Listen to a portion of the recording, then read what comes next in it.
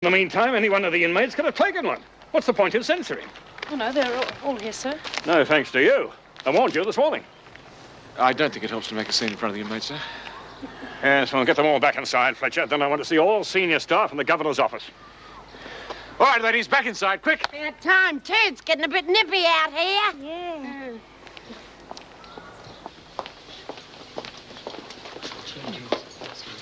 All right, ladies, come on, hop to it. Come on, just look. Oh, crikey, I shouldn't have taken those dash bandages off so soon. Uh-oh. It's in the stop press. What's it say? Today, our news office received a letter from Judy Bryant. She claims she escaped from Wentworth Detention Centre because of unnecessary and oppressive security instituted by a Mr. Gillespie. She also states she sent a letter to the State Ombudsman. See our next issue for further details. Is that all? It's enough. I take my hat off to the old Jude. With this going on, things should really get stirred up. Yeah, but she must be pretty safe if she can just sit around writing letters. What do you mean? It still takes guts. She didn't have to worry about us, you know. She could have just skipped off and looked after her own skin. Yeah, sticking together forever.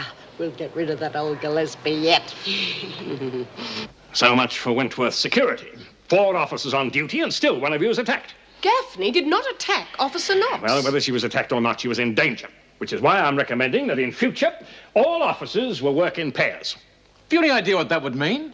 We've barely enough staff as it is without doubling up on every shift. Well, the staff will simply have to work overtime. Most of us are already. Look, my sole concern is with your safety. You people are living in a dream world. These women are dangerous criminals. And if violence erupts, it's you, the staff, who's going to get hurt. Now, will you ratify my recommendation? Yes. From now on, all officers are to work in pairs. Mr. Fletcher, will you rework the rosters, please? Yes, Mrs. Davidson. Good. That settles that. Now we can all get back to work.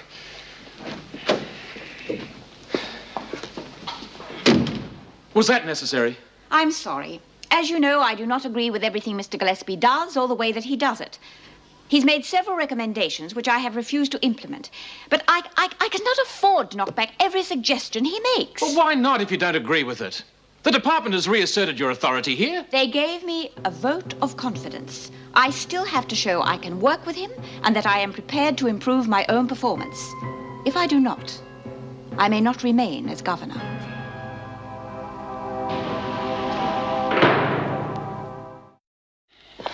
I'm sick of all this overtime.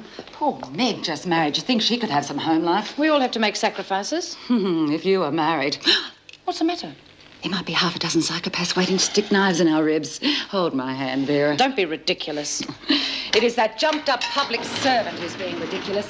But then it's useless talking to you. You and Gillespie are like peas in a pod. I think it's high time we smartened up our ideas on both discipline and security. Just don't understand you, Vera. Julie told me he tore strips off you yesterday. You've got nothing to thank him for. I didn't say that I agreed on all his ideas. What are you doing there, Birdsworth? I've got this letter for that ombudsman. You've never been interested in that sort of thing before. I've been in here too long, I must have forgot. Anyway, I've been brushing up on my rule book. And since that Gillespie bloke's been on That's enough of that.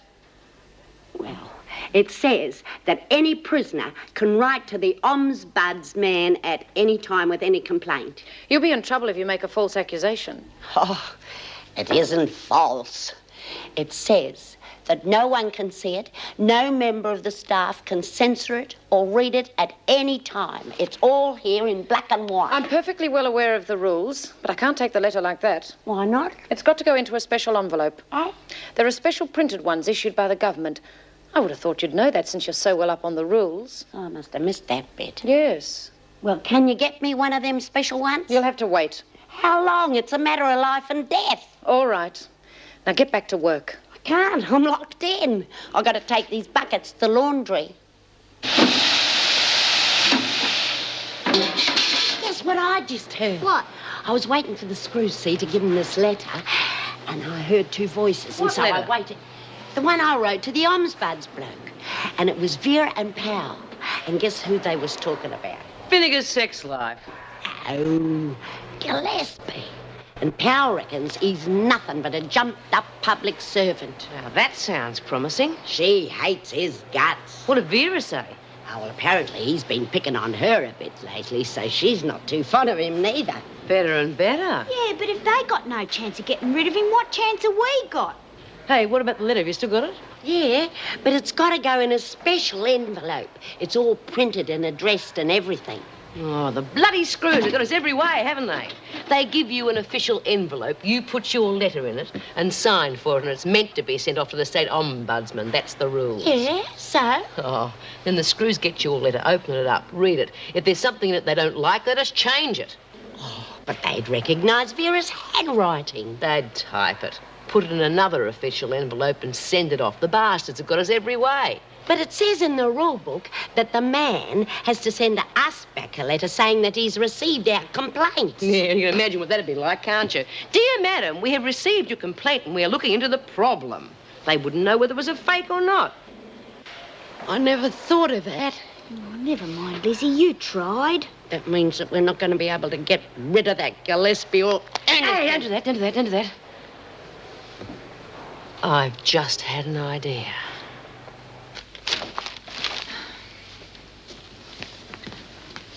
Isn't that yesterday's paper? Yes. I recognise the photo on the cover. What are yesterday's papers doing mixed up with today's? Must be the news agency. They're terribly inefficient. Should send Gillespie down there. He'd teach them how to run their business. Yes. Jerry, only too pleased to help. Yes, bye. Sorry about that. Now, you're saying you're having trouble with the new security measures.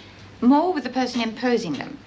Stuart Gillespie. Now, Erica, we have discussed this before. I know. But it's reached the point where not only the prisoners are resentful of him, he's causing unrest amongst the staff. Oh, in what way? Well, these new security measures mean that most of the officers are on compulsory overtime. I'm wondering who's going to break first, the inmates or the staff? This business with Bryant, her letters to the press and the ombudsman, it's bad publicity. The minister doesn't like it, you know.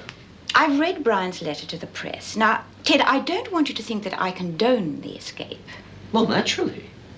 But she does have a point. Repression and punishment can only cause security problems, not lessen them. And this is something Mr. Gillespie does not seem to understand. Yeah, I see. Well, yes, I agree with you, of course. Well, could you do something? I'm seeing the minister's secretary tomorrow. All right. I'll put your case to him. I'll tell him that, in my opinion, your rehabilitation programs are preferable to Gillespie's hard-line tactics. How's that? Well, do you think the minister would be receptive to that point of view? Well, I hope so. For your sake. And in the meantime? Well, until I receive an order from the minister, Gillespie stays.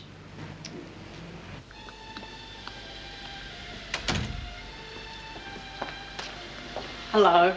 Ah, good timing. I've just popped the cork. I'm sorry. I think you misunderstood me. Dinner for two. Several hours later, but what does that matter? Oh, darling, I'm sorry. I was so hungry, I got a sandwich whilst the women were having dinner. Oh, well, I won't force feed you. Oh, I'm sorry. Stop apologizing. But I can't help feeling that if you'd resigned as planned, we would have both been better off. Look, Meg, it's not that I want you for my little housewife, keeping the home fires burning, but Wentworth is driving you into the ground. Look, you come home every night looking as if you've fought the Battle of Britain single-handed. Oh, it's not that bad. Well, I think it is. Look, you were going to quit because of Gillespie, right? Now, he's still there, nothing's changed, and you're working overtime for a system you don't even believe in. I know that. But Erica's in trouble. She needs our support. Meanwhile, you drop dead from exhaustion. Well, once Jim's had a chance to rearrange the rosters, it won't be so bad. No? No. As a matter of fact, it's getting better already. Because I had to work overtime tonight, I don't have to go until lunchtime tomorrow. So we've got the whole morning together. If you can bear it. I'll try. What'll we do? You, my darling, will do nothing. I could get used to that. And how about breakfast in bed? I could get used to that, too. And after that, we could go and do a bit of shopping. Meanwhile, your business goes to rack and ruin. Oh, look, there's nothing at the office that can't wait until tomorrow. And it's really something to have a morning to do just as we please, What a lovely thought. Mm.